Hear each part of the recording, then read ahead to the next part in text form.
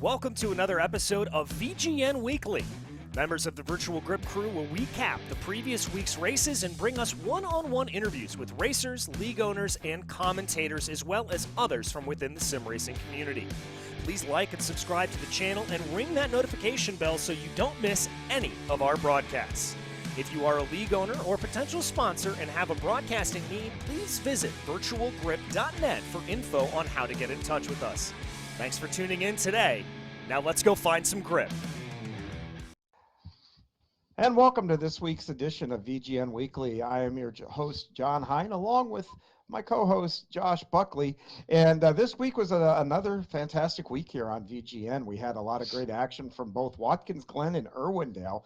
First, it was the OBRL that tackled Watkins Glen. And man, Josh, I tell you, I got to call that race as I always get to. And, you know, those guys just never disappoint me. You know, you think, you know, guys that are just used to turning one way would find trouble on these road courses. And once again, you know what? Not a whole lot on that super speedway road course of Watkins Glen. There is a lot of drama with one of our folks that we're going to talk to here in a little bit, seemed to dominate the first part of that race and found some trouble and then turned it over. And Daniel Hill went on to take the checkered flag there by a couple seconds there. So all in all, a pretty good race with a lot of racing throughout the pack there. And then your league, or Red Light Racing there, Eric Stout parked it in Victory Lane there at Irwindale. How'd that night go? Oh, it's a pretty good, clean night. Obviously, Irwindale is a little difficult on passing, but it was fun. Different strategies. Like I had, you know, the leaders kind of took off on me, and I kind of, you know, laid back trying to save my stuff, see if they kind of come back to me throughout the race. And then other guys just really wanted to push the envelope the whole time. A couple early cautions after that. It was green flag the rest of the way, and Eric just ran away with it. He put the time in, and it showed. Yeah, and then we stayed at Irwindale to stay with the BRL on Saturday night, and they were there both for their SK Modifieds, which aren't on VGM, but that's the prelim there that night. And then they turned it over to the late model stocks there, the Cars Tour late models, for those of you that may not know. But it was James Lowe that kind of picked up the checkered flag there and did it kind of running away, and a lot of good action through there. But like you said, Irwindale it's just one of those weird tracks that just, I don't want to say doesn't make a whole lot of sense, but it's like the front and the back straightaway are different because you got a little bit of a dog leg through the front straightaway. The two corners handle completely different. So there's nowhere on the track you really get to do the same thing twice. And it's still an oval, you know, considered an oval. So it's a very unique track. I'm sure some fun. Probably some nervous drivers are happy to see that in the rearview mirror. But hey, this week, though, you know what, that'll move us into our conversation here. And one of our series we talked about, OBRL, they're getting ready to wrap up their regular season this week, or not this week, but next week. And they're going to go into their playoffs as they follow the Genuine Cup schedule. And this week, I do believe they're going to be at Richmond, and next week Daytona, and then on to the playoffs. But we do want to welcome Andrew Kotska and Brian McRae from the OBRL. The OBRL not only is getting ready to wrap up their cup side, but they're going to start a brand new series on Monday nights with the Gen 4 car. So we've got all kinds of expert here from the playoffs to the Gen 4 car. They're going to join us this week. It's Andrew Kotska, Brian McRae. Welcome, guys, to the show. Awesome. Thanks, guys, for having us here this week.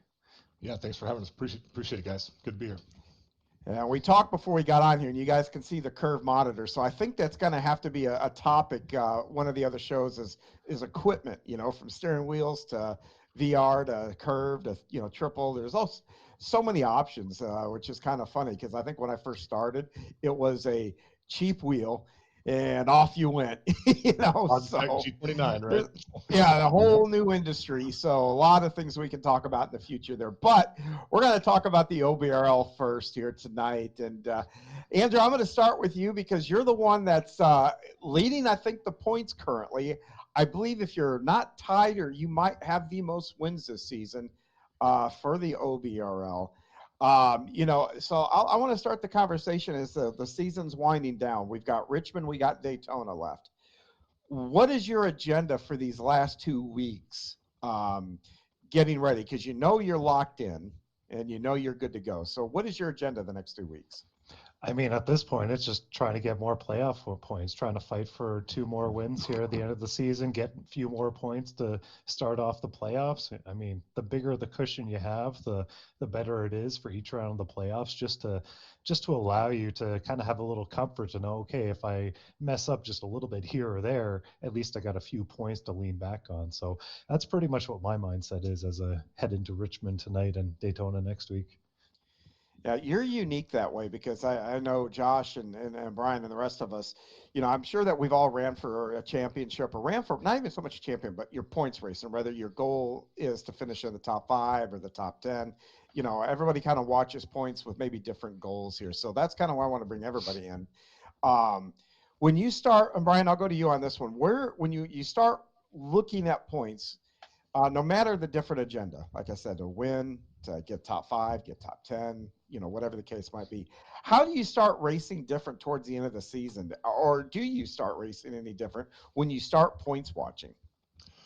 I think for me, I'm not one that's going to win a whole bunch of races, so I can't count on being at the top of the standings by piling up wins. I got to be consistent, and so my objective is a top 5 with a 0x because we pay pretty good bonus points for finishing clean, and so if I can run top 5 with a 0x, that'll pretty much get me into the playoffs. And so it really comes down to consistency every single week. Gotcha. How about you, Josh? Um, it's kind of like what I'm doing with the Thursday night series. Goal is a top 5. Championship would be nice.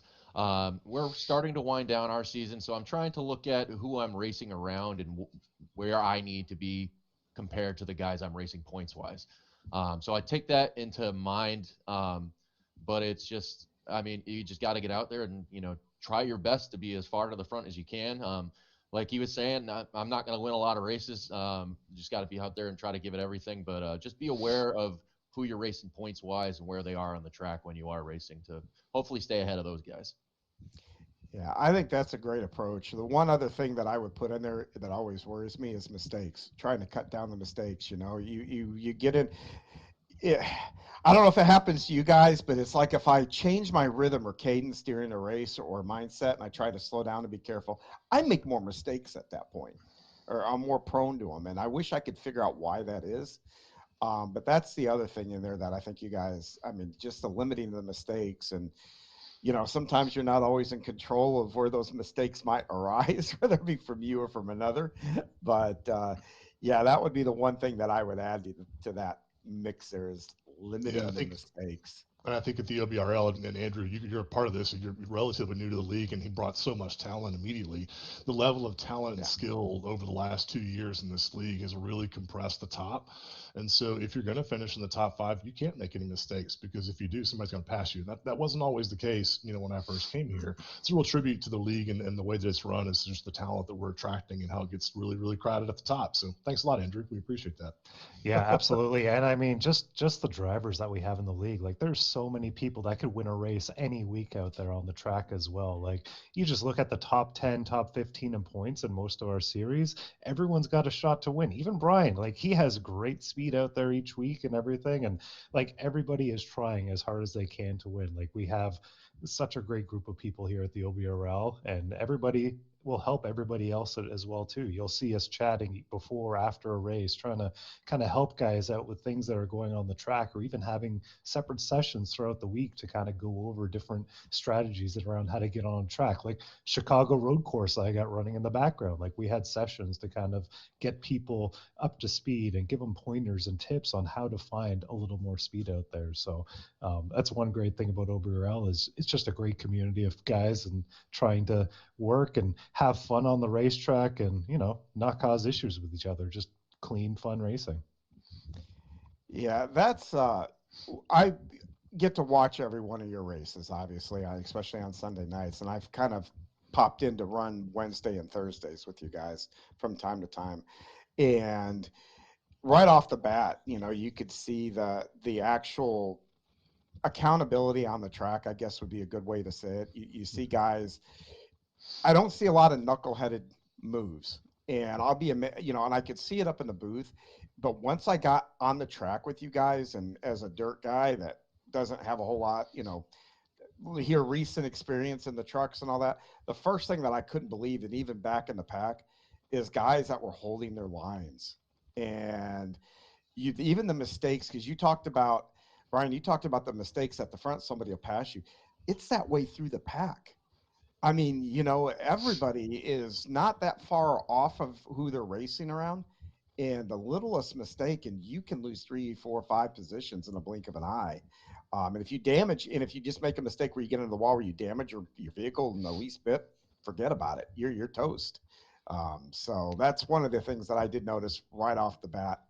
But hey, Josh, you got a question? Yeah, so we were just talking about Daytona. I'm curious, with the way you were talking about going for points, or the more points for the playoffs. How do you approach Daytona? Do you guys have teams that you work with? Are you one of those guys that likes to sit in the back? Or are you like the ones that try to be up at the front? Like, how do you approach that race coming? Well, for myself, because I mean, I'm pretty new to OBRL. I didn't know a lot of people here when I joined the league. So when I started off at super speedways, I was basically myself out there, and I had to gain everybody's trust on the track. And now, as time has progressed, I'm starting to work with a few people. Like, everyone's got little teams they're working with, and sometimes it's just for super speedways. People trying to work together more for making sure you have a group when you're going in and getting fuel. So when it comes to super speedways, I'm finding myself, I want to try to get with the guys that I'm working with, so that when it comes time for a pit stop, we're all together. We can get down pit road and try to get together, because once you got that organized line going around the super speedway, it's hard for the others to catch up unless they're organized as well too. So you get 3-4 guys in line, just nose to tail the whole way. It makes life so much easier to be able to either like try to pull out and have a nice gap on the rest of the pack, or just trying to get out in front of everyone else. Yeah, I see. For Daytona's me, always it's fun. for our team. I own Top Flight Racing, and so we have 6 drivers. And so usually at plate tracks, usually we got pretty much everybody shows up, and so we've got 5 or 6 drivers that are working together actively. And so in a situation like that, and those are plate races, I love them. I've always loved plate races ever since I started iRacing, and I can win them. So that's my strategy is completely different. It's run up front, stay up front, set the tone, set the pace, try to set pit strategy, and control the race as much as you can. And I think having a team of really good drivers, and I got a couple of guys who are fully capable of winning races. That's a luxury at a plate race, because you can go out there, and if you get 3 or 4 guys together, they're going to go with you, and you can set the tone, and you can you can pit, and everybody else will pit with you. That's a superpower in a plate track. Yeah, no, it's I actually just did a Daytona race myself, and I was always one of those guys. I sat in the back, sat in the back, sat in the back, and I'd always wind up getting caught in the wreck, because you can't get slowed down. So this last one, I was like, you know what? Forget it. I'm gonna go for the front. I qualified, I think, 4th, stayed up there the whole time, and finally had a good top 3 finish. And I'm like, that's the first time that's happened. I think I know I'm approaching this going forward. I don't know who said it, but there was a NASCAR driver who said something about when you're running up front, especially at a plate track, not only are you, it's not just the position on the racetrack, you're getting practice. You're practicing running around fast cars. You're figuring out how you can get runs on people, where you can pass, how passes for the lead are going to work. The arrow is totally different up there. So I think it's as much about getting the experience on the track of running up front for an entire race as it is, where you are on the track. But I'm with you, man. Running the back, you're just asking to get wrecked. You're just asking for it. It's not a question of if, it's a question of when. So you might get wrecked anyway, but at least you can set the tone while you're doing it. Yeah, one of the things about running up front, though, and this happens just not at the plate tracks, but everywhere, I've raced a lot harder mid-pack than you do in the top 5, because people in the top 5 can take their time. You don't have that sense of urgency because the leader's right there. So you can kind of, I hate to use the word chill out, but that sense of urgency isn't there. Once you get mid-pack, where guys might be wanting to get up to the front, you got a lot of guys changing lanes and doing these things, trying to move forward, and gets a little sketchy from time to time when folks are trying to do that. And I raced with you guys at the trucks at Talladega, I think a couple That weeks was a ago. fun race. That was a Yeah. fun race. Oh, that was a hoot. It was. I got caught in the last big one. I forget who it was, but I think I ended up underneath Tom Ogle. And but it's funny when you guys talk about the teams, because I don't have teammates when I go in there, and you guys haven't run around me and don't know whether to trust me or not, which is all fair. But I'll tell you, you can notice it, because I don't know how many times that I would push somebody and start. I mean, I pushed several guys up into the top 10, they'd see a hole around a buddy and boom, they'd hang me out to dry. And, and I don't blame them. Was I cussing? Oh yeah, I was. I was like, really? What more do you want? A few more laps, we'd have been top 5. And I had that happen a couple, 2, 3 times, and then I couldn't get anybody to push me. I think a couple times I got a couple guys to push, and I'm gonna guess they probably didn't have teammates either. But it is a big deal. You guys are right about having the teammates and teamwork to do that, and yeah, it's a superpower for sure. I will agree 100% on that because, man, like I said, it was so disheartening because about the third time that happened, I knew I was pushing someone. Is like, yeah, I can't wait till this ends.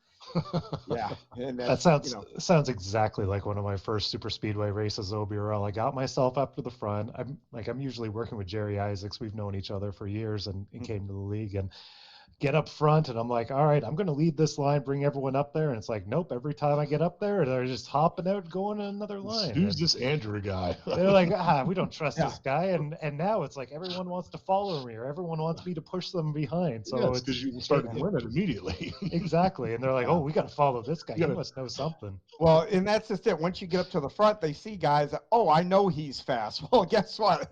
That's where I'm going. And, I'm complaining about it, but the roles revert. I don't know if the roles revert. I might stick it out. If I got someone that's really good pushing and I know that we're moving forward, I probably would ride it out to an extent. I think if I wasn't part of a team, I'm going to try to get up front. And I think naturally you kind of find guys who you work well with, even during just in an official race. So I'm going to try to do that, but I'm going to go where the momentum is and where the hole is more than anything else. So because I think you're working at a disadvantage like that, you got to take what you can get. Well, yeah, and plate racing is unique because you can tell if somebody is good to be around by just, number one, how they're pushing. Guys that will come up and hit you and stay on you at the end of the straight one when you're trying to turn. Boy, that can cause, it works in real life. iRacing, not so much. And, guys that know to get off a little bit, drag the brake a little bit and create a little separation, get through the corners and then get back attached. You can tell that when you're driving around, folks, and you can see those little things. And that's what I was doing, and I thought someone would notice, but no, nobody noticed. but that being my first plate race, I get it. But seriously though, that's for what it's worth for me. I'm on a plate race. If somebody's pushing me, I'm looking for how close they can stay to me in the corner. Because like you said, you're gonna push as hard as you can. But somebody that lets off and you lose all the momentum, I want somebody's going to be able to stay on my bumper all the way through the corner. If you can do that, I'm like, you've been doing this for a while, because that's not easy to do. Yeah, and one of the things that is so important too is, like Brian was saying, staying close to a guy is because when you get on that back straightaway or front straightaway, you want that person behind you right on your bumper as you get straight. So you get that maximum speed all the way down that straightaway too. Well, I wasn't specific on how much separation. I was talking just a little bit, to make sure we're not doing anything, but still close enough that you're carrying that momentum, carrying that forward drive. And you can do that without being on their bumper. And less experienced guys that will let off too much, and they'll fall a little bit too far off, especially like when you're going into one or going into three, they'll just let off too much, and that's a function. I don't want to hit the guy, I don't want to run him over, so they're just getting a little bit too far off the bumper. Then they're actually losing momentum instead of gaining it in the corner. Yeah, I'm prone to doing that early in the race just because it's like, okay, it's lap 5, 10. Do we really need to be on it really hard? Now we get to the last 15 laps of that race. I might stay on that bumper if as long as the person in front of me is not doing this number all over. But if someone's can hold the wheel and I can see they can hold the wheel, I'll lock it with them and we'll just run it right through the corner with no problem. So, but we talk a little bit here, I guess, since we're talking about plate tracks and all that kind of stuff and teammates. What do you guys think of the new aero package, since the build, since I think we've had a couple of plate races in the different NASCAR, like with the trucks a couple of weeks ago. What did you guys think of the aero change? Did you guys notice a little bit different, like, the sucking up and maybe even losing the draft? I know in some cars, the ARCA car, for instance, it's real easy to lose the draft in an ARCA car, where like the trucks, when you get behind somebody and catch that draft, that suck up is, I think, a little bit quicker than what it was. Yeah, I agree. I mean, I'm a bigger fan of like the next gen package. I've practiced a lot in that over the last few years and everything too. But yeah, that truck package, it was dangerous. I think in our race, like there was accidents that were caused just because of how much people are catching up, and then they catch up to the guy. They're like, oh no, I gotta back out, and causing big checkups. I think that was a big issue. But things like the ARCA car, next gen car, that feels pretty neutral, the draft, and you don't get those huge runs, but you can also get a decent run to catch up to the guy in front. I think the next gen still has the issue. If you're at the back and you like just drop off a little bit, you'll have a really high risk of completely losing that pack just from even dropping back, even like 3/10, 4/10 of a second too. Yeah, same thing in the ARCA car. I think our Yeah. first go around with the ARCA car before the new build, it was actually really unstable. The car would get Mhm. really loose when you were on the rear quarter of another car. That seemed to get fixed, but the cars were slower, and definitely if you lose the draft, it was super sensitive to it. Like you drop like a bad habit. Yeah, I actually just ran. What was it? We were at Talladega with the ARCA car, and I'm telling you, it's we've only run it a couple times, or I have, but that new ARCA car, the first time someone got to my right rear, it just felt like it pulled my car, and I was like, yeah, I had to get on the wheel, like, what was that? So that was a whole experience, but I got to say that was a lot of fun. Yeah, that packing the air now on the back of the car, that's a real thing in iRacing now because we took, I think the first time after the package came out, I ran the truck race in OBRL at Atlanta, and somebody got up behind and to my inside, and it literally felt like a hand got on my left rear and just pushed the back of the car. And I mean, and it was coming out of turn four, and I binned it, and I was completely unprepared because I knew they were off of me, and I was not expecting that push to come, so I wasn't doing anything to brace for it or be ready for it. It just caught, you know, blink of an eye, and it was like, oh, well, that's different. And I should have practiced in a pack, I think, is what the moral of that story is. But yeah, that really came to a surprise, and they did a nice job. About doing the whole air and everything around. And I know it's not necessarily plate tracks, but while we're talking about that, how about the non-plate tracks, the mile and a halfs where aero is so important? How do you guys feel about that update with the air on those tracks? It's great if you're the car behind, but if you're the car in front, it can get a little sketchy, especially in those next gen cars. If somebody gets up real close to you on exit, it'll kind of mess up the air. And even as the trailing guy too, it's already always been a thing with the trailing car where if somebody will like just cut in front of you, they get that wake from the car, and it'll either make your car a little sketchy or a little tight depending on how the setup in that car is. So I like it. It feels a lot more like real life, and you kind of have to account for those things and kind of use it to your advantage sometimes too. I mean, I've used it. I think at Iowa a couple weeks ago, as Josh was catching me, I saw him coming, and I'm like, I need to adjust my line to kind of keep him behind. So you kind of have to use that air to your advantage as well too to kind of help keep those guys behind you on the track. Oh, Yeah, I think the same thing too in the ARCA cars. It's not as pronounced because we're going slower, but and I feel like the arrow stays a little bit more true through the run, and so it's just more consistent. But you definitely feel the arrow push, and so I know when I'm trailing now, I'm searching for clean air a lot more than ever was before, and so I feel like the arrows, because they've been, I don't know how old the original ARCA platform was. Got to be almost a decade now. So how many they've been pilot aero updates on top of that same old model for a while, and the ARCA model now is brand new, and you kind of feels fresh, it feels true, it feels clean, and that the aero piece really makes for fun racing. and Josh, I don't know. You get any aero issues with those SKs on Thursday nights? Well, we're going to New Hampshire this week, so with the tour mod, so a little bit, but not too crazy. But it is New Hampshire, so that one's. I think that's going to be a lot of fun. I have already done some testing, so not a lot with the SKs really, but you get on a big track like New Hampshire, you get a little bit of it. But I was kind I of do. wondering. I knew you guys went to New Hampshire. I just didn't know when. I didn't realize it was this week. But Yep. yeah, I was kind of wondering if you guys are feeling any of that stuff on those tracks now. Yeah, not really that much. I will say that I did do the next gen at Las Vegas. Right, probably one of the first times I got in that car with the new Aero stuff, and learning the difference that the wake of the car in front of you will completely upset your car. And I went sailing for the wall, and I was like, what is going on? So that's a real thing, and having to find, just like they do in the Cup Series, you got to find that you can't follow someone into a corner because the car just won't do it. So you got to be up just a little bit, get a little air on that nose. So I thought that was pretty cool to actually see that in iRacing now and have to do the same things that the real guys are doing. So that was a pretty cool, that I thought anyway. But with the Gen 4 car coming, curious on your thoughts of that. I'm not very familiar with it. I've only run the ARCA car a couple times myself, but now with this new Gen 4 car coming, what are you guys most excited about with that? I'm so excited about this car. It is. I've got a whole new our series is dedicated to it. But so I've been taking it out quite a bit, prepping for the new series coming up. And I think it was Jimmy Johnson talked about the difference between the next gen car and the previous cars. It was that in the next gen car, you're driving off the right front. You're driving the car off the right front, and in the old cars, you drive it off the right rear. And like fundamentally, like, okay, I kind of get that.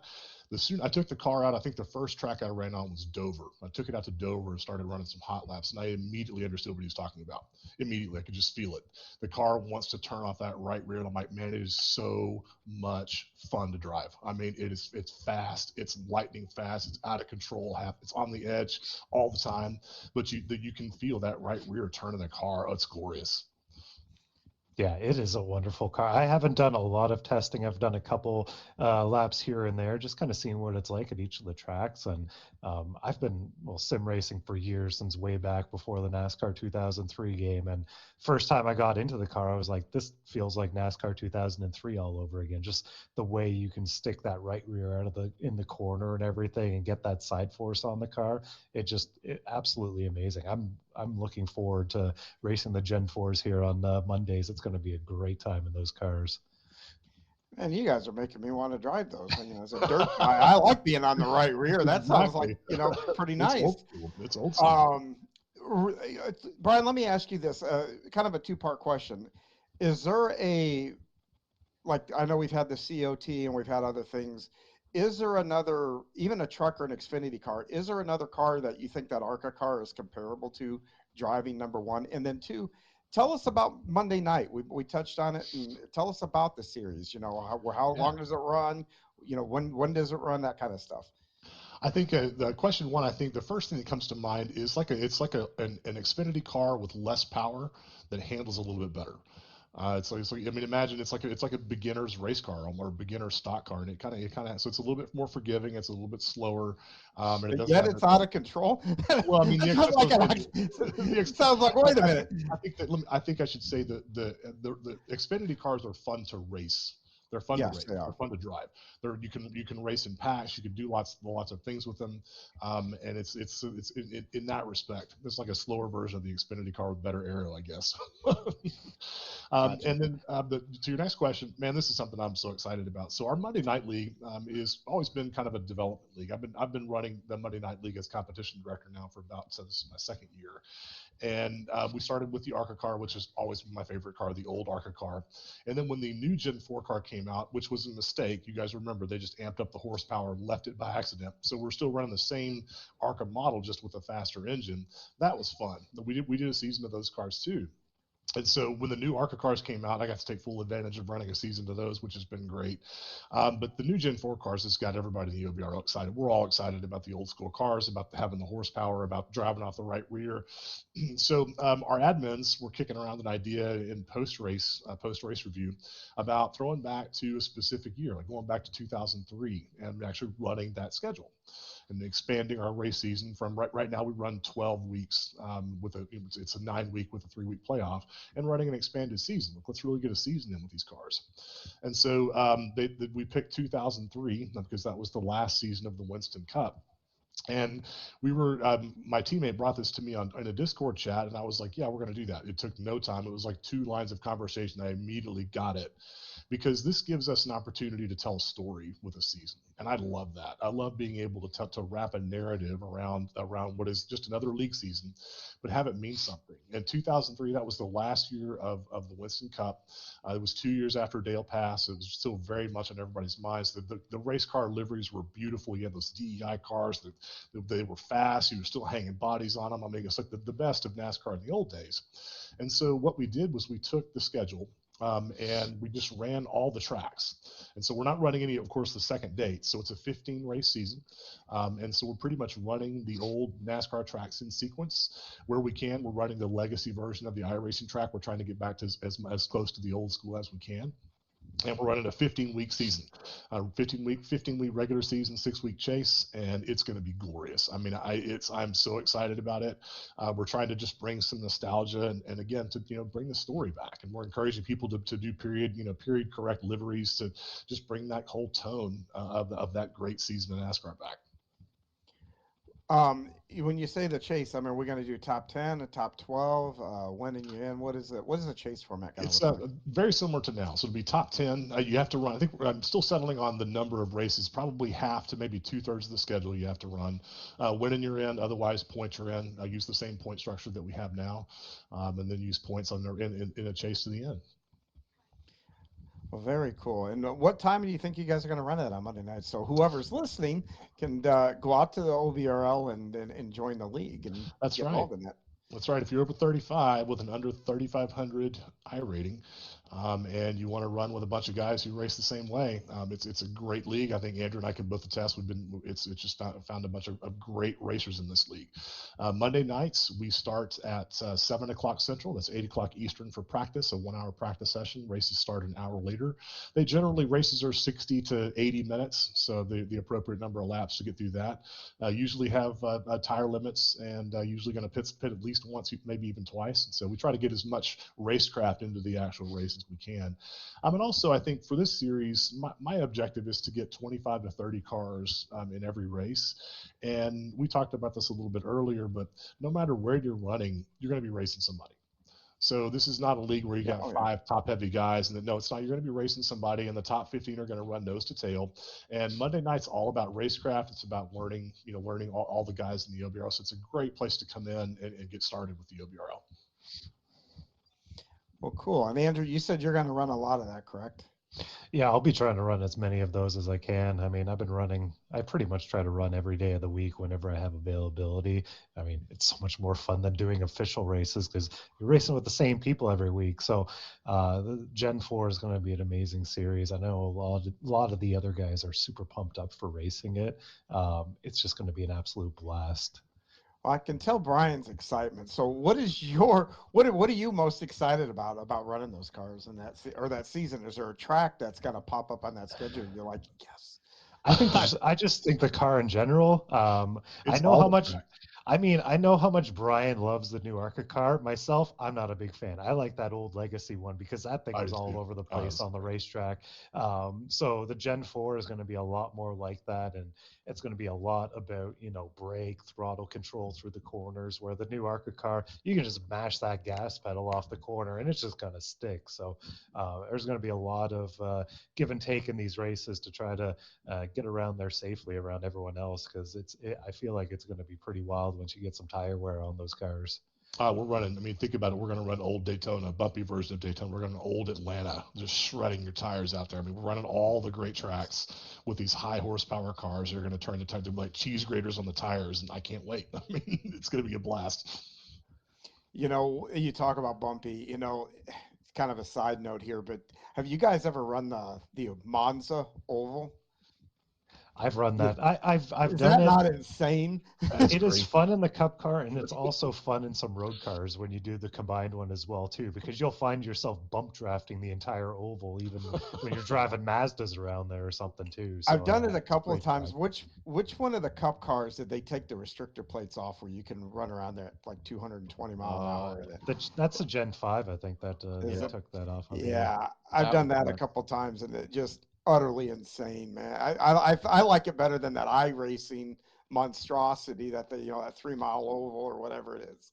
Yeah, my favorite part of the Monza as well too is there's that one part, I forget which straightaway it's on, but if you kind of deke a little bit over to the left and try to get people to follow you that way, if you pull out quick enough, somebody's going to hit a wall, because there's one that's sticking out almost right to the racetrack there too. I may have know done that. exactly what you're talking about. Yeah. I've done it too, don't worry. Both ends of it. I've been there. Yeah, I've definitely done that. After we record this now, I'm going to have to log that in and then see what y'all are talking about. Right? So out of curiosity with this the Gen 4 car, if there was one track that on the schedule that you were most looking forward to, you guys probably know, if you know me enough, what I'd probably say, but I'm curious for what you guys think, or what would be the track you're looking forward to the most. For me, Brian, you go first. Chicagoland. I Yes. cannot wait to see what this car does. I can't wait to see if you're going to be able to run the high line at Chicago. Like if you can run the high line and the low line at Chicago, it is going to be a knife fight. I can't wait. It's going to be so much fun. So that's the one Supposedly I that track. that one on the calendar. And Yeah, and supposedly that track's on the real Cup schedule next I year. heard that too. Yeah, I heard the same thing. So, but how about? Sorry to interrupt, but Andrew, how about you? I would probably say either Homestead or Sonoma. You guys know how much I enjoy road courses, but Homestead is definitely one of my favorite ovals, and I used to have so much fun in that car in the old Gen 5 years ago as well too. It was a great place to race, so I'm expecting some good racing there and being able to do some multi-line racing around Homestead as well. It's a great one. And then Sonoma's going to be crazy. It's going to be like racing on ice with all these high horsepower cars. I can't wait. It's going to be fun. Well, I would imagine, because those cars I'm gonna assume are nowhere near as stiff as the Gen 6 cars. So at least on the road course side of things. But now that you say Chicagoland, now that I know that's on, I might have to, because that's probably one of my favorite ovals in iRacing. I think that, and the other one that I think it's underutilized is Milwaukee. Love Milwaukee. But man, So I think Chicago is our season finale, our regular season finale. We're also running a version of the Coke 600. So we're going to run Charlotte, the old version of Charlotte. We're going to tack an extra 30 laps on and run it through Sunset tonight. So we're doing that one in mid-season. That'll be fun too. I love doing races like that, where you know, especially like if I race Darlington and you have that sun coming down into turn 3 just in your face, and you're like, I'm so glad that's going to be gone in 20 laps. But that just brings a whole another aspect to the racing when you can do it with certain tracks like that. That's a lot of fun. There's something else too. I think one of the things that I like about this league in particular is that you guys know, if you've been sim racing for a while, that fidelity is everything, and the realism that you get on track it contributes to the immersion and the realism altogether. And I've found over time that it's as much about the racers around you and the guys that run with you as anything else, as determines the realism. And so putting the story around it, being able to talk about 2003 as a narrative and talk about these tracks like this, it increases the realism even more. And so that's what I like the best about this league in particular, is that every single racer on this track, we all want to do it right. And so, and we all get excited about crazy things like the Coke 600. I was just, talking about things like the Sunset, but that all matters to us. And so, in putting this schedule together in particular, that was probably one of the biggest reasons I got excited about being able to tell the story now, because it's just another reason we can all get excited, another reason we can all go try to, race even better, race even harder out there. Yeah, you talk about putting the schedule together. So are the races going to be like 25% of what the real Cup? Is it going to be half of what the real Cup, the 2003 Cup? I mean, are you looking for a percentage, or no? I try to match lap times to the amount of time that we're going to race. I try not to let the races run longer than 90 minutes, because we're all old men who are tired. So I'm generally shooting for about 60 to 80 minutes, and so I'll adjust the lap time by the number of laps to hit that time. Oh, nice. I like that idea. As someone that's dumb enough to still do endurance racing. Oh, same, man. We're all old. We like to be in bed by 11 o'clock now. So well, it'd be funny. You guys talk about the day-night transitions. I for some reason I love going from the night to the day. Oh, yeah. In Daytona, the morning sunrise. Sunrise. Sunrise. Yeah. I don't know if it's psychologically. We're almost there. It's almost over, or It's like a But victory at that point, seeing that sun also, come up. the Daytona, the sunrises are gorgeous. I mean, Yes. especially after you've been Yes. racing all night, seeing the sunrise, especially at Daytona. There's nothing better than a Daytona sunrise or in the middle of the Daytona 24.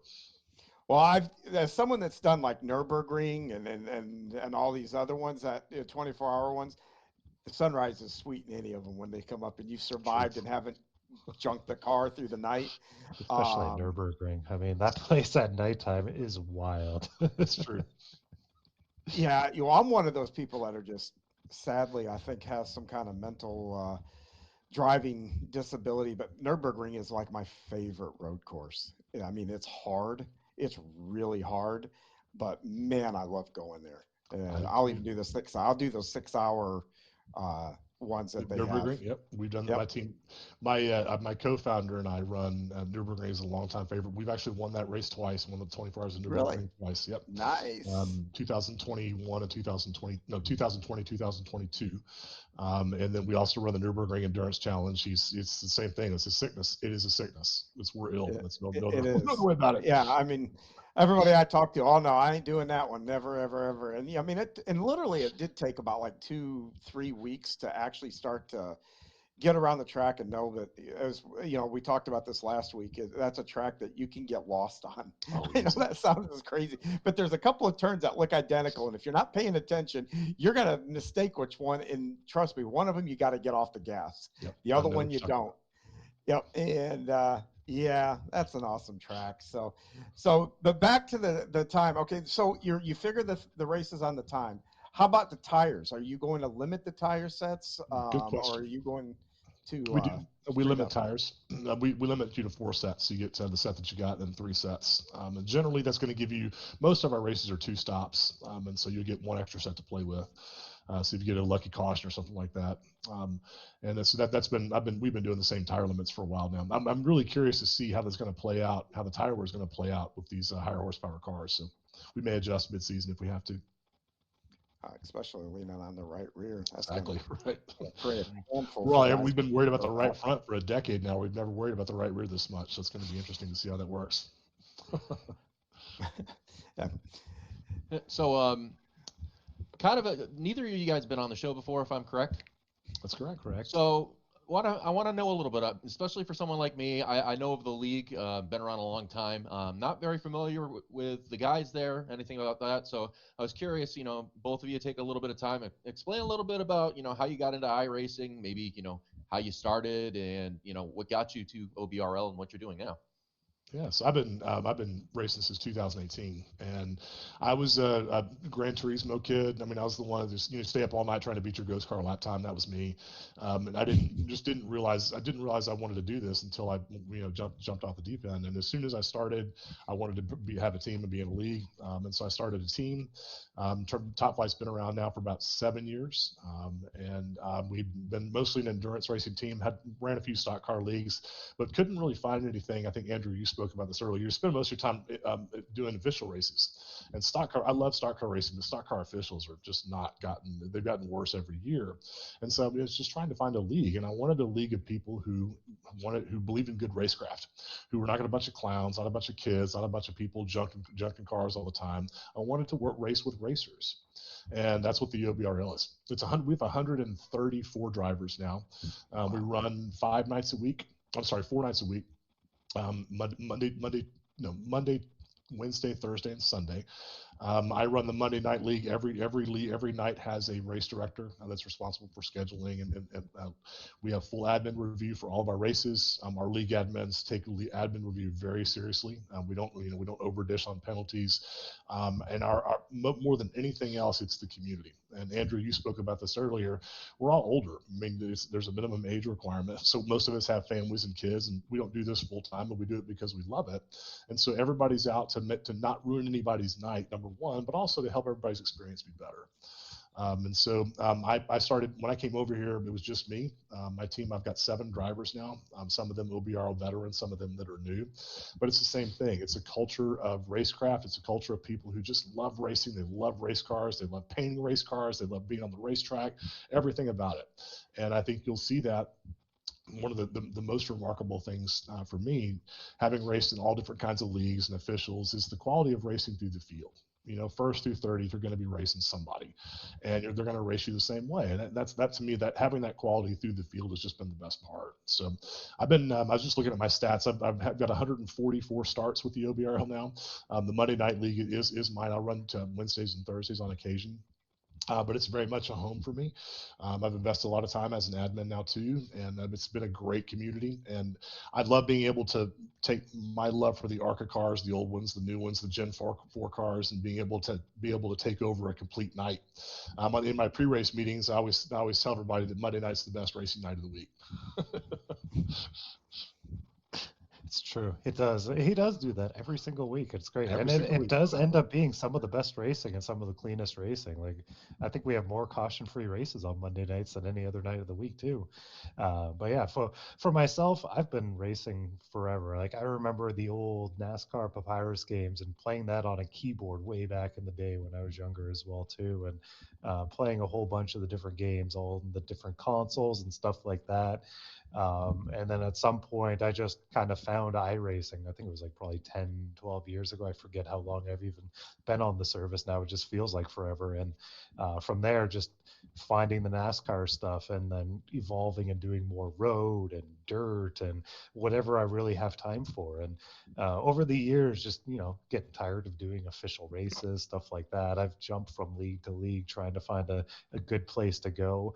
I know for myself, like, I know I'm a better driver than some people are on the track and win a bunch of races out there. And I've gone to some leagues where they look at that. They're like, oh, we don't want you in our league. You're winning too much and stuff like that. And so I'm happy to find a place like the OBRL because we have so many competitive guys out there every week. It's like nobody really knows who's going to win most weeks because everybody has a shot. And just being able to have a group like this, it is much nicer than trying to race in official races.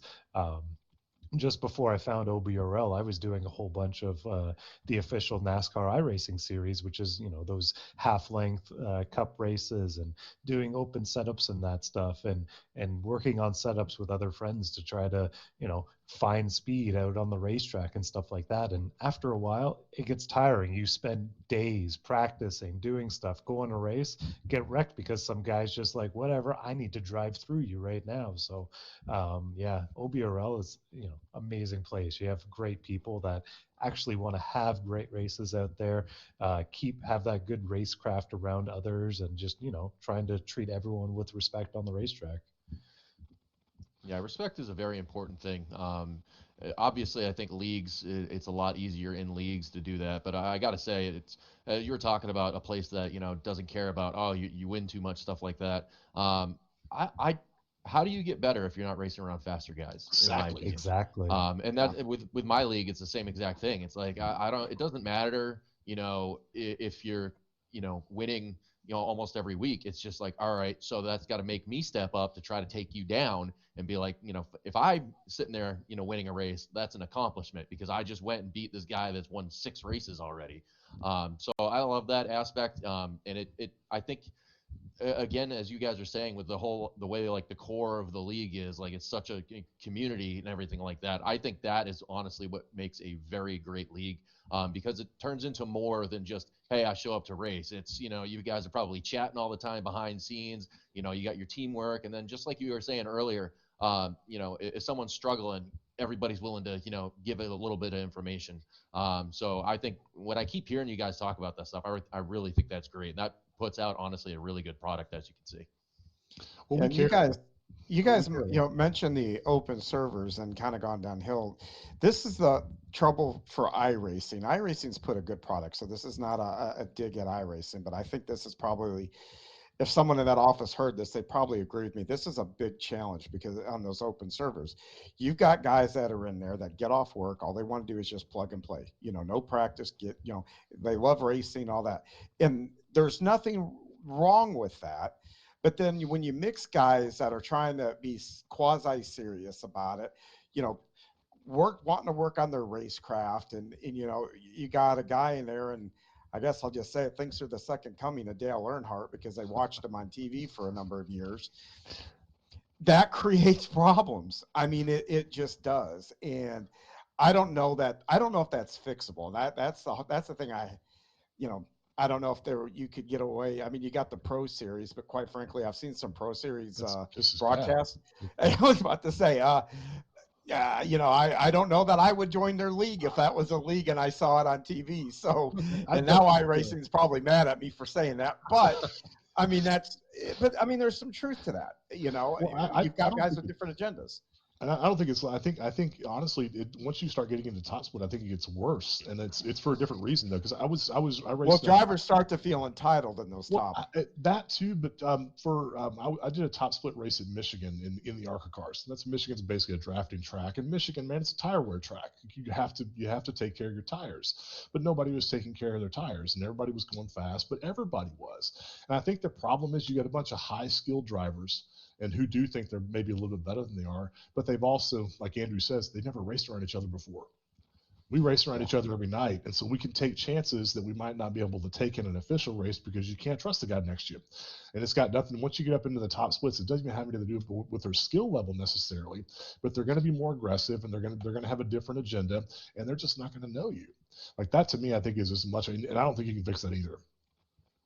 Yeah, I No, mean, you look at officials, and it's basically a whole bunch of people that are all trying to win the race. Mm-hmm. Whereas that's always a good mentality. You always want to win a race, but you can't be looking at every situation of, oh, this is how I'm getting to the front like this. Like that's just not how racing works. So it'd be nice if people were able to, think, okay, if I gain this position, what's it going to do for me? And that's one of the reasons why iRacing has the whole I rating and safety rating system to, weigh the benefits of, am I going to pass this person? Is there too much risk? Am I going to lose I rating by causing a wreck, or lose safety rating as well too from causing that wreck? So there's a lot of give and take, but a lot of people don't seem to look at it that way. They look at it as, I need to win now. I need to get to the front. yeah, and everybody's out for themselves, and you don't have to face those guys next week or next race. And That even if you too, do, you yeah. don't really care. And I'll be honest, the few races that I've raced with you guys, you guys touched on an important point. I don't know how to race you guys, and a lot of you guys don't know how to race me, and that is something that takes time and repetition to learn. Okay, who do I need to give a little extra room to? Who can I race door handle to door handle? Who can trust me? People need to know, hey, can I do this with him or not? And you don't get that luxury in those open servers. And then, like I said, everybody's kind of out for themselves to win the race.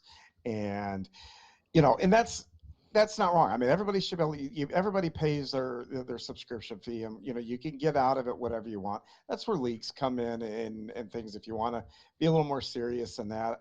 So iRacing's got such a great product. I mean, that AI that they've come out with, holy cow, that AI is absolutely unbelievable. Such a great tool to use when you're practicing, especially for road racing. But let me ask you guys this question, because we're talking about, how we race in different situations and all that. And we started the show by talking about the playoffs coming up and things like that. So I kind of want to make this almost a racing for a championship. So, depending on not so much championship, but points racing. I think that probably be a better way to say this. Points racing. Hey, I want to climb into the top 10. I'm sitting 11th. I'm 20 points out of the top 10. I'm leading the points. I think all these scenarios interlocked and you should have the same mentality depending on your goals. So I'll start with you, Andrew. How do you change? I mean, does your risk reward mentality behind the wheel, does that change, especially with you're coming into a playoff where those mulligans don't happen at that point? You've got to be, you can't make mistakes, or you're not going to win your championship. So does anything change for you behind the wheel? Usually nothing changes. I mean, it's the same thing every week because, I mean, one of the most important things, like Brian mentioned earlier, is we give out bonus points for having a 0 incident race. And those 5 bonus points are very important, especially in the playoffs. Like our last ARCA season, Jerry Isaacs, he was the one that won that championship. He didn't even get a win all season, but he was consistent every week. he was getting no incidents and was able to just basically walk away with the championship just by being consistent. And that's what you kind of have to do, even in the season-long series like the Cup Series, where it's broken down like real life. You need to just keep that consistency going, because that's what's going to help you move on to the next round. Maybe once you get down to the last 8 drivers, it gets a little more important, but as long as you kind of keep yourself near that top 4, you're usually in a good spot. But you might want to win in that last that last round of 8 to try to get yourself locked in, especially with the 8 drivers and all 8 of them having a great shot to win every week. That's probably one series where the pressure is a little bit higher. Yeah, it's funny you talk about Jerry not winning that race. I'm about ready just to say I don't know what the top 5 is going to look like tonight, but Jerry's going to be in there somewhere. I don't know how that guy does it, but every week, he is there. He's just solid. He's I've consistent. never seen. He is. Yeah, I have. Very With consistent. no disrespect to anybody else in the league or any leagues, that guy is the most consistent I have ever seen of 100%. anybody in iRacing. Numbers back it up. And it's impressive. It's impressive. Yeah. He had the Really lowest incident. He had the lowest incidents per race for Monday night. That's why he won the championship. He had the lowest per race. It's That is remarkable. not surprising. You had to make mistakes. Well, how about for you, Brian? When you're setting your goal, if you'd rather be top 5, top 10 for a championship, when it's getting down to it, race or 2 from the end, and you're looking, does your mindset behind the wheel change? And use 2 examples, either if you're being the one chased or you're the one chasing. Is there a difference for you? Well, what I'm looking for when I'm in the playoffs, I guess the biggest difference is I'm gonna make aggressive strategy calls to steal wins. So, for example, one of our last playoff races was a road course at Watkins Glen, and you could make it the whole way. Like you didn't, or you had to make one pit stop, but I went fuel only. The last couple of laps, I'm gonna spend as little time on pit road, see if I can steal this win. It didn't work. I got smoked. I can't think I finished in the top 5, but I wouldn't have made that call. I would have been, we're going to pit halfway, take 4 tires. In a normal race, I wouldn't have made that call. So I'm going to be more aggressive strategy-wise. And then on plate tracks, there's usually at least one plate track in the playoffs. I'm going to try to win that thing. And I'm going to do whatever I can. So I'm just going to be more aggressive strategy-wise, whether I'm being chased or whether I'm in the lead. Because remember, I'm not one, like Andrew can count on winning a race Andrew's going to win races. I'm typically not going to win races. I've won one race in the OBRL. That was a legitimate win. But I'm going to be there. I'm going to be in the top 5, top 3 maybe. So there will be a situation where I'll have an opportunity to steal and win. So I'm more likely to put myself in a situation like that, to take a bigger risk if I'm in the playoffs or close to the playoffs than if I'm in the regular season. As someone who's watched enough of these OBRL things and competed in a couple, all wins in OBRL are legitimate. So throwing that in there. They're all legitimate. I don't really care the circumstance. They're all legitimate. Fair. So how about for you, Josh? When you're getting down to it, do you alter mindset a little bit?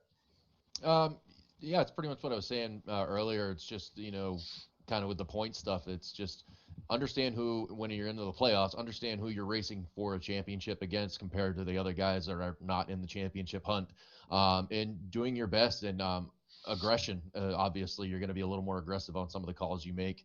And I'm just like you with that stuff, where I'm going to try to make a call that someone doesn't see coming and see if I can use that to my advantage. Sometimes it works, sometimes it's bit me in the butt, but you got to do something, especially when you're racing guys that are going to be fast, and you're not maybe as fast as them, so you got to try something different.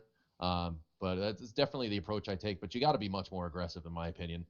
That's how I take it. If I'm in the playoffs, I'm fighting for every spot, especially if the guys that I'm close in points with are in front of me or behind me. I'm not going to make a move that will potentially wreck us both, but I'm going to definitely try to race you a little harder than I would during like the regular season kind of deal. That's actually really true. For me, that's been the aggressive racing part. I think that's especially when I'm getting down to the end of races. Usually you kind of figure out where you're going to finish and kind of let the tires wear out from there. But these days, like if you're fighting for every spot, like you just said, I will race guys a lot harder than I usually do, especially if it's someone like Andrew that I know I can trust. Yeah, man, we're going to go. I'm not giving an inch. We're going to race for every single inch. But if it's regular season, even if it's racing towards the end of it, I'm going to be a lot more likely to let someone go if they're faster than I am. But I'm going to fight you for every single spot for the playoffs. Yeah, exactly. I mean, same thing. Any kind of race, like early in the race, somebody wants to get by me, go ahead, have fun. Go drive up there and see what happens. But if it's like 15 to go and they're right behind me, it's like, oh, you're going to race here. Let's have some fun We're with going it. to go. So, Yep, we're going to yeah, go. I mean, It's go time. it's just about knowing when to race hard and when not to. And I think that's one of the things that I see as people are learning as well too, is they think they need to just race hard at all points in the race. And I've seen it happen even in our league too. It's like lap 10 and people are 2-3 wide racing as hard as they can, and it's not always the ideal situation to do that. Maybe late in the race, right on a restart or something, but early with 15 laps in the race, you definitely don't want to be going 3 wide, because that's an invitation to get crashed out way too early in a race. Yeah, well, but for me, that's my mindset anyway in races. It's like how hard you really want to race, and I mean the plate tracks or drafting tracks, I suppose, are a little different because sometimes if you got to run, it's a little harder to bail on them, because if you check up and you got people behind you, sometimes you just got to go around, and those situations will come up. But um, I don't think, I do BRL on occasion on Saturday nights where it's 100 laps, and in those late model stock cars, and with that tire model though, and if you abuse that tire the first 20 laps, you may not finish the race. Yeah, that whole it's lap 15, you go, have fun, enjoy. I'll see you 20 uh, laps. Yep. yeah, yeah. And it's the only part about that ever is a bummer is when that guy, you catch him 20 laps, and even though there might not be a whole lot on it, they're going to race you hard, and they're basically out of control using the last tread on their tires, and that can get a little nerve-wracking from time to time. But yeah, that's interesting. Like I said, you guys, again, I concur with everything. It's just that mistakes thing, that I think the one thing that I do different, probably the biggest thing for me, is I'll take into consideration who I'm racing a lot differently. 100%. Yep. That's the guys that I don't trust. I'm probably not going to take as big of a chance or put them in a bad position, or me in a bad position. More importantly, me in a bad position.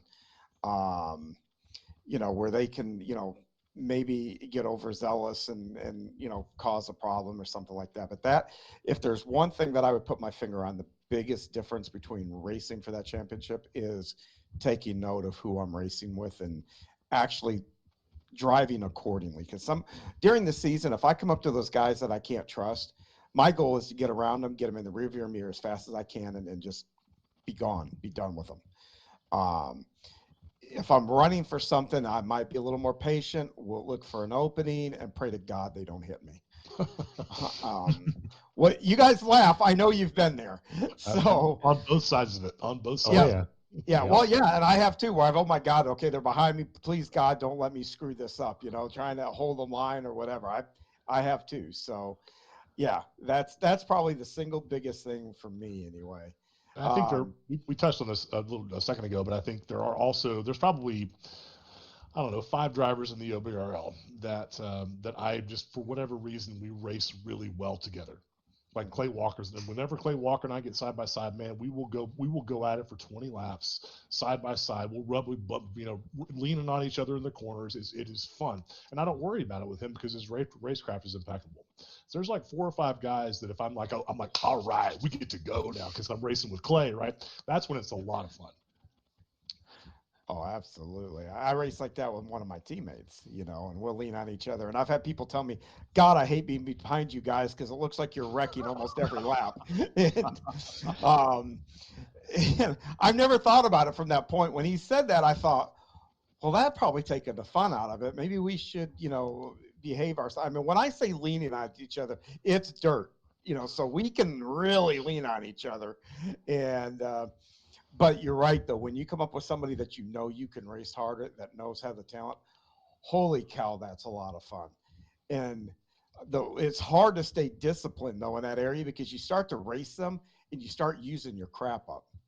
All of a sudden, because you're having so much fun, and all of a sudden you go into a corner and the car doesn't turn, and you realize, oh, I think I've overused my right front here, and it's too late by then to do anything about it. And the drivers in the OBRL, the drivers are good enough to hang. They'll stay with you for 20 laps. Like you're not going to get any. So if you want to go, we'll go 20 laps. We'll go as long as you want. We'll let you wear your stuff out. It's they're going to be consistent, and not make mistakes. So yeah, there's many times where I'll have somebody that wants to duck it down below me when I'm running the high line at a track, and it's like, sure, go ahead, use up your stuff down there. I'm just going to cruise around up here as you kind of try to keep diving under the corner, because you're not going to get your full exit. Because I'm right here. I'm like right here. I'm right here. Yeah, I've probably done that. Chewing your tires up every time you leave a corner. Yeah, every time you leave a corner, you're chewing your tires up when you have to keep your wheel like this out onto the straightaway. There's nothing more frustrating than not being able to finish a pass on the inside. It's the worst feeling in the world. You're like, oh, nope, there he goes again. Yep.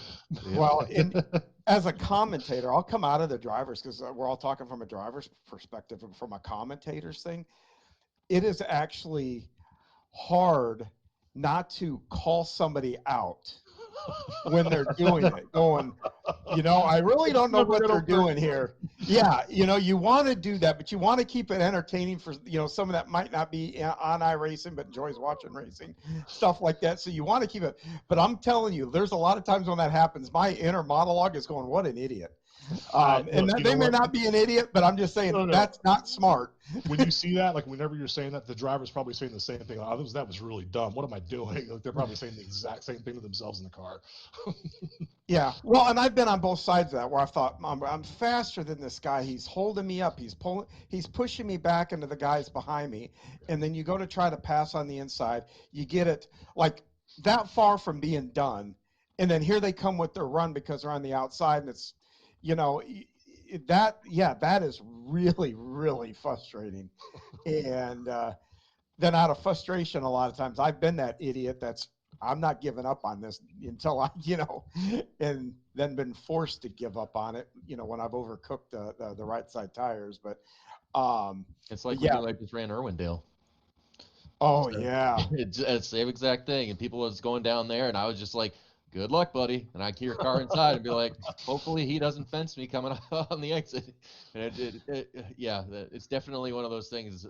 What are you doing? Like in your mind, you're sitting there in the car going, what is this guy thinking? Like, I don't, especially if it's early, like you're going to fry your stuff up, and where are you going to be in the end? But I mean, that is racing, especially when you get the certain tracks where the high line does, dominate kind of deal. So curiosity question for the, looking at the schedule, the first round of the playoffs, you got Darlington, Worldwide Technology Raceway, and Bristol. For both of you, which one do you think is going to be a bigger challenge? Worldwide Technology, man. That flat tracks like that, it's like racing. Two different corners. Oh man, I hate that. That track's the worst. It's so but I mean, flat tracks and Gen 7 cars, I do not do well with that. It's been a big challenge for me to adapt. I'm going to say that's the one I'm looking most forward to in that group is Gateway. I love because that's like a road course almost, because you got to get on the brakes down in turn one like you're on a road course. I guess I just like the brake pedal more than others in the league maybe or something. But yeah, that's definitely the one I'm looking forward to the most. But of the group, all three of them are tracks that I do like a lot. I think I'll probably struggle the most maybe at Bristol, but I think that's more because there's a lot of guys that are really good on those concrete tracks as well too, like Bristol, especially a guy like Tom Ogle. Like he's probably going to be the guy that ends up winning at Bristol. Anywhere there's concrete, he seems to kind of rise to the occasion that I've noticed here. I'll answer this from a commentator's standpoint. I don't know if it's that you like the brake pedal more, by the way. I think it's tracks like that, the driver has more, because everybody's got it fixed, everybody's got the same stuff, right? That's a track where driver's gonna make a difference, more of a difference than most anywhere else you go. So that's probably why you kind of gravitate it, first of all. But that first round, from the commentator standpoint and looking at it, Bristol, I think, is going to be interesting, because a couple of weeks ago we went to Iowa and they repaved it, and you got a new tire model. And last year you guys had to run the fence. When I ran a Gen 6 car there last year, or Gen 7 car, or whatever number we're on, I was up at the fence when I ran there. When I came back, you guys were on the bottom. I am wondering what's going to happen at Bristol. with the changes with that update that came out, or because last time I was there, you could run the top. In fact, I think that was a preferable line to be if you could get it rolling up there, or are you going to run the bottom? Is that going to still hold water that both of those are viable, or is it going to look more like old school Bristol where everybody's fighting for that white line and knock on wood, that nothing had, but that bump and run becomes prevalent. Not that OBRL endorses or guys, I don't think they're going to do that. There's too much respect on the track, honestly, and that's a good thing. But the rooting somebody out of there, though, I'm kind of curious if that's not what that's going to come down to. So that would be my answer to that question, since I'm not going to be on the track for those, but I do get to watch. So, yeah, I think that those are going to be the two. I think those might even be the two that I'm looking forward to most, and probably even the first or second round, actually, because I think those tracks are both very, very unique. And it's got to be a unique challenge. Gateway, like I said, having two different corners that handle completely different, how you attack them completely different. That's kind of cool. And Isn't I that don't. Darlington too? Well, Basically. yeah, but Darlington, the goal for Darlington, I mean, you guys can correct me because you guys are much better at this stuff for me, but I view Darlington as the overarching goal for both ends of the track there is keeping up your center speed. How good can you roll through the Yeah. corner? Where So- can you get back, and what kind of momentum are you carrying out of there? Gateway, you lose your momentum. You're not keeping your momentum down in turn one, but how you arc the corner, and yes, that center speed matters, but it's not necessarily how fast can you go through there. It's how quick can you get your car squared up and get that launch out of there. That makes a difference. At least that's my opinion. Andrew, what do you think on that? Yeah, I mean Darlington for me, it's more about trying to get that great entry into the corner and just trying to, keep the car off the wall pretty much most of the time. Turn three, it's like sometimes like I'll like to take the high line in turn three once the tires wear out a bit, and at that point it's about staying off the wall and just trying to get a good run off the corners. Turn one and two, like sometimes I'll just give up my entry completely just so I can get through the middle smoothly to get a good exit off of two, because you can gain and lose a lot of speed coming off of turn two, depending on how you get into the throttle. And I see it happen a lot where guys are coming off turn two and they've hit the gas a little too soon and they got a lift coming off the corner, and that's a lot of speed you're losing right there. So definitely those exits are very important. Like just even giving up a little entry, it's going to help you a lot in both of those races around those tracks. Man, I wish I had a notebook to be taking notes. Good thing we're recording this. You can watch it back later. That's true. That's true. I can.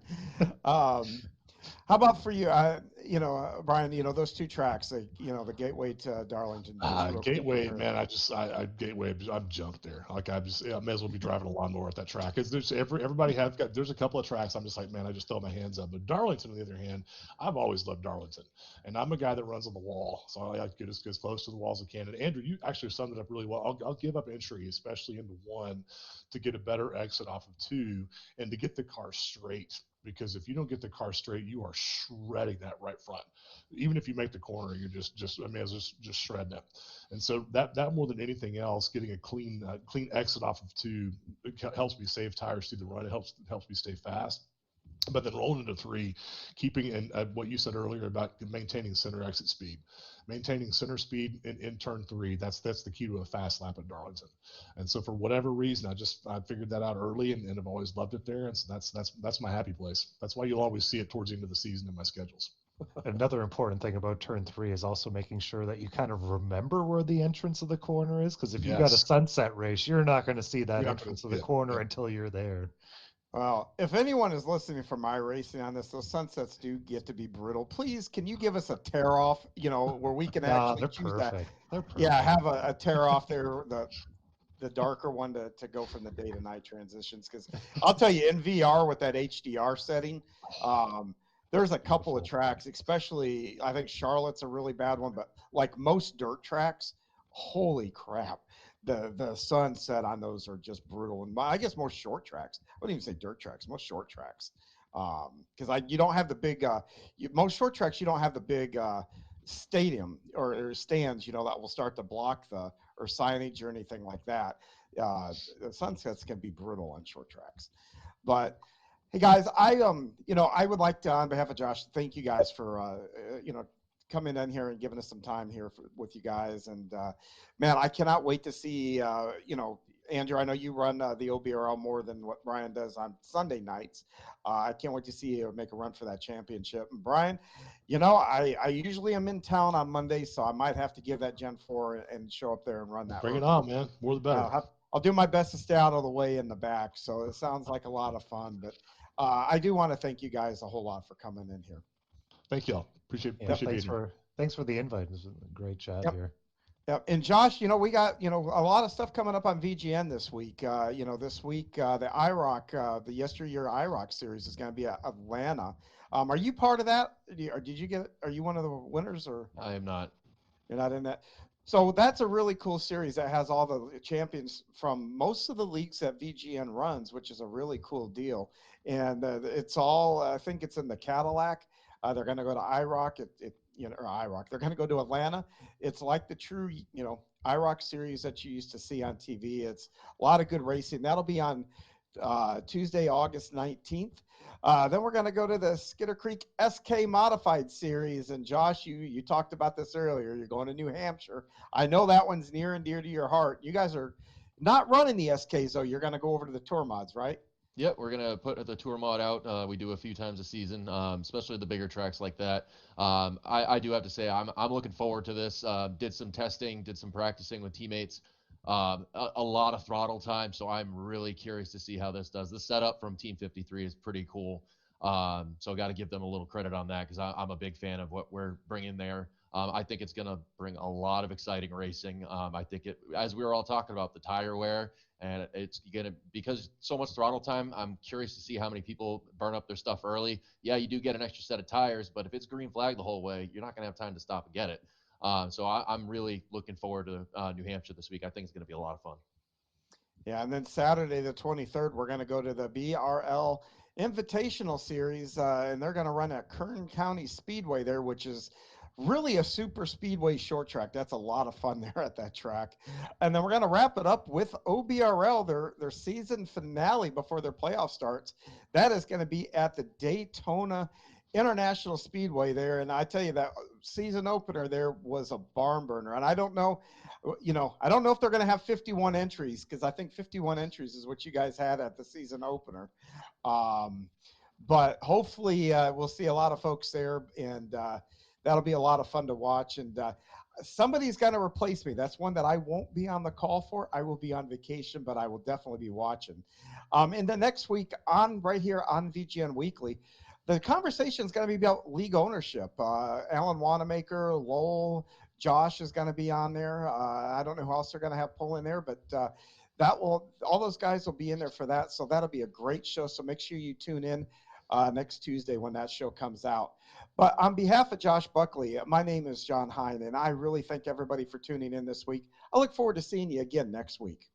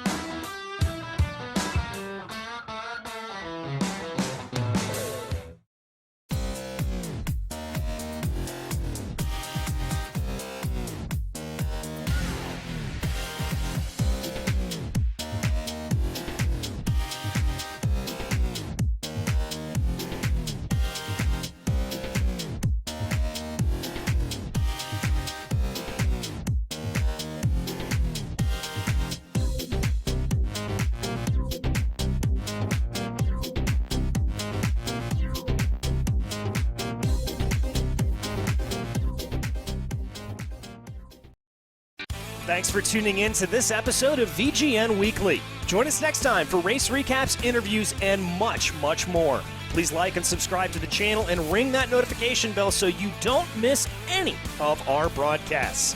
If you are a league owner or potential sponsor and have a broadcasting need, please visit virtualgrip.net for info on how to get in touch with us. This has been a production of the Virtual Grip Network and the Skinner Creek Motorsports Group.